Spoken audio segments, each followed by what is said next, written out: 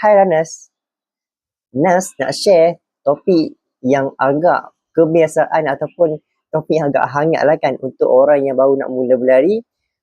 Kebanyakannya dalam 70-80% orang akan ada tendensi nak rasa nak lari lagi jauh. Dan juga jarak yang biasanya dipilih adalah 21 km ataupun dipanggil sebagai half marathon dalam dunia larian. Jadinya ada orang dia nak lari dengan jauh ni kan, dia rasa macam satu achievement kepada diri dia. Sebab ada orang dia nak lari ni, dia bukanlah nak menang sangat, cumanya dia nak melanggar tembok diri dia. Dia rasa aku boleh buat lebih lagi.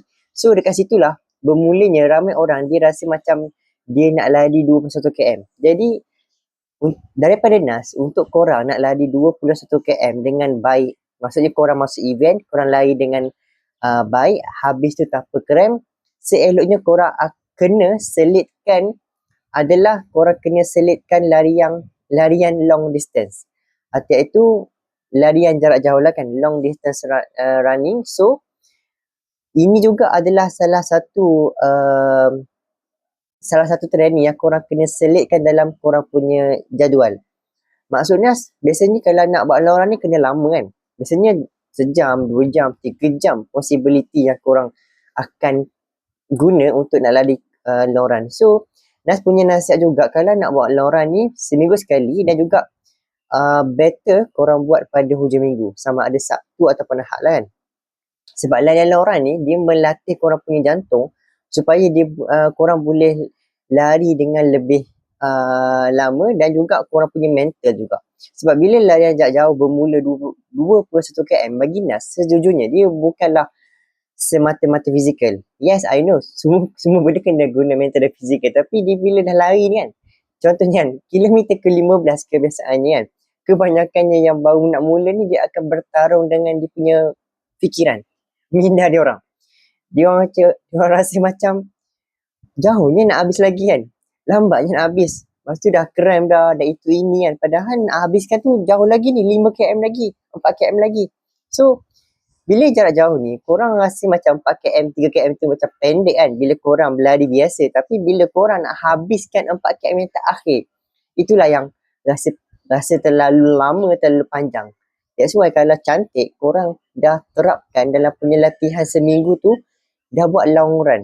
Long run ni dalam 1 minggu tu jaraknya dalam lebih kurang, kebiasaannya orang bagi tahu 10 km dan ke atas. Maksudnya 10 hingga 20 lah kan, dalam range tu. So kalau korang boleh buat 10 hingga 20 tu dah cantik. Tak kisahlah belas-belas tu lah, maksud Nas.